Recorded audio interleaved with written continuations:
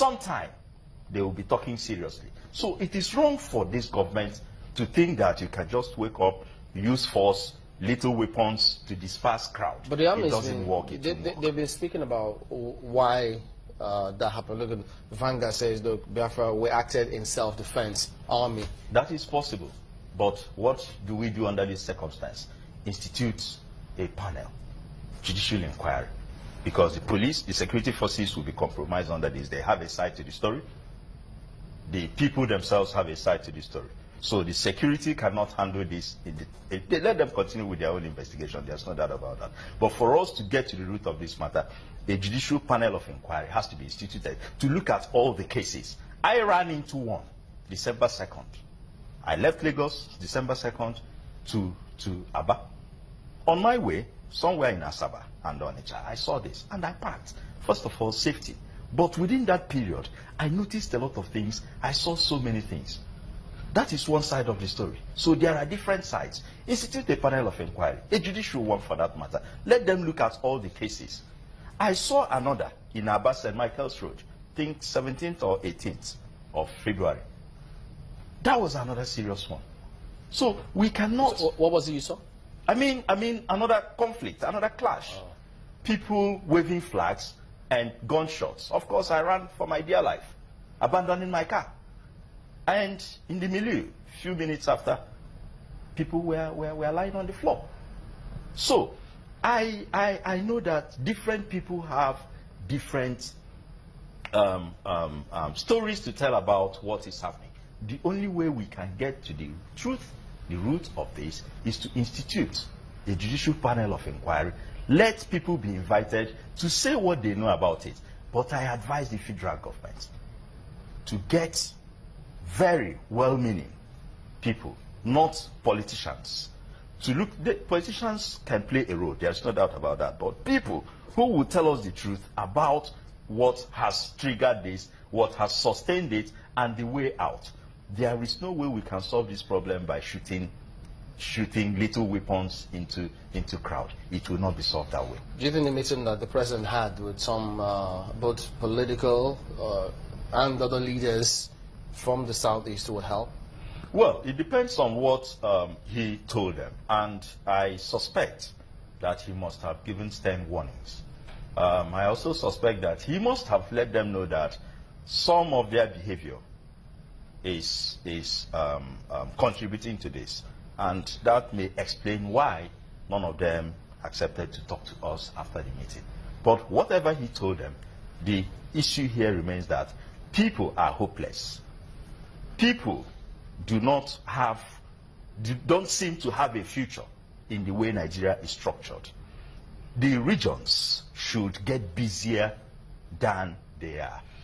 The governors themselves are not helping matters, because when you look at it, none of them have conducted local government elections in the grassroots. So resources to the local governments are being administered and appropriated and misappropriated and squandered and swallowed by the governors themselves. So you see that in local communities there is no presence of government or any activity that can give a youth hope.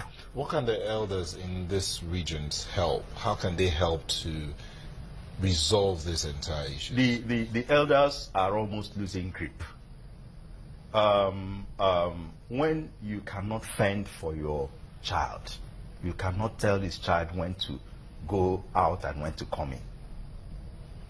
Our parents were able to tell us 6 p.m. everybody returned home. Why? They fed us, they paid our school fees, they clothed us. But if I have to fend for myself, who the hell are you to tell me when to go out and when to come back? So you go to homes, you don't find these boys. Come to the east, let me take you around. I will take the risk. Take you around and you see hopelessness. People who are embedded in industry, people who have energy to do things, and those energies are wasted, deployed during elections, and dumped after you win or you lose, and you want them to do what? Listen, this thing is beyond Ojukwu. It's beyond any Igbo think tank group. It's beyond any military. It is beyond any police, beyond any gun. It's now a religion. Believe me or not. How do you think they are funded? You see, when you are determined, funding is no issue. Once you're determined, funding is no issue. And I think I will leave it at that. Their determination is the funding. Their hopelessness is the source of their funding. If we were to revisit, there's been several conferences in this country. I mean, at the time, everybody kept on talking about how the conference needed to happen. One happened recently. Do you think that we should, in any way, take a look at some pages of that document, or we actually do have the solution in leadership in this country? You see, I see these conferences as interventionist efforts. We have assemblies from states to the National Assembly. Nigeria adopted a bicameral system of legislation. They are there at the lower assembly. They are there. All we hear, 36 million naira jeep, to represent young people who have no hope.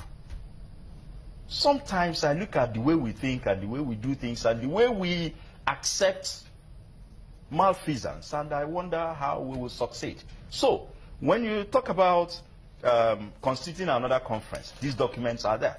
And then we have assemblies. They can amend the constitution, alter the code of conduct document. And they are not amending the constitution to give more powers to states and regions. What kind of role? What are we doing in leadership? What would be your impression of what, say, Southeast, both political leadership and every other leadership there? How do you think they're helping to see how they can calm this down? They are not helping. I will tell you, they are not helping because in any way whatsoever? They can't help. There is a major disconnect between leadership. No, you see, government is running a cocoon. When you misappropriate resources, when you buy Jeep and get on a high gravity, when you tint the car and the man outside does not see you, when you build mansions and fortresses, have security men that are supposed to provide security for a larger populace, and then you appropriate 2030 to one VIP, and then let's not even discuss about the beggar, VIPs. You have cocooned yourself. You have shielded yourself. Yeah, but so there is no way you can understand what their needs are.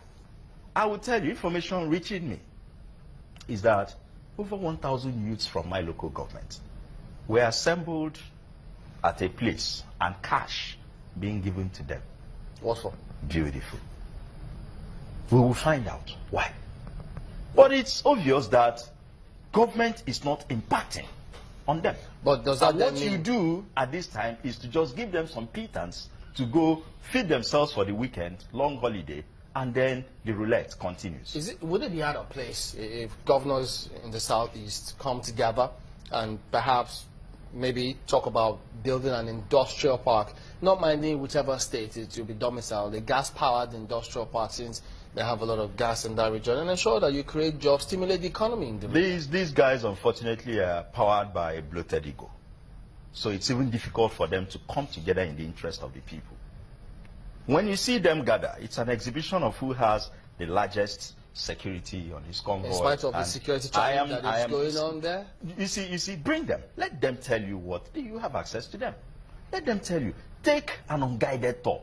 Because that's one thing I don't like about the media these days. The governor or chief executive invites you. He breathes on your neck until you leave the state. No. Let channels deploy its crew on an investigative mission into some of these states. Come to Abia, go to Imo, go to Enugu, because we are talking Southeast now. Go to Ebonyi. Disregard who you have on the governor's press crew and do your job and publish it verbatim. You will find out that these guys have lost touch. And that is why they spend so much money during elections and re-election. Because the people believe that this is what we can get now. Give it to me. Because I know when you get there, you don't care about me anymore. So they spend heavily and get in there and recoup their money. All right, Chigozie Obani, security consultant, thank you for your thoughts today on the program. And that's where we draw the curtains as well. Well, you can send your comments and keep them coming. We appreciate all of them. But we'll see you next time. I'm Chamberlain. What's up? I'm Neil Tagbe. Thank you for watching. Many thanks. I'm Sulaiman. I'll later see you again.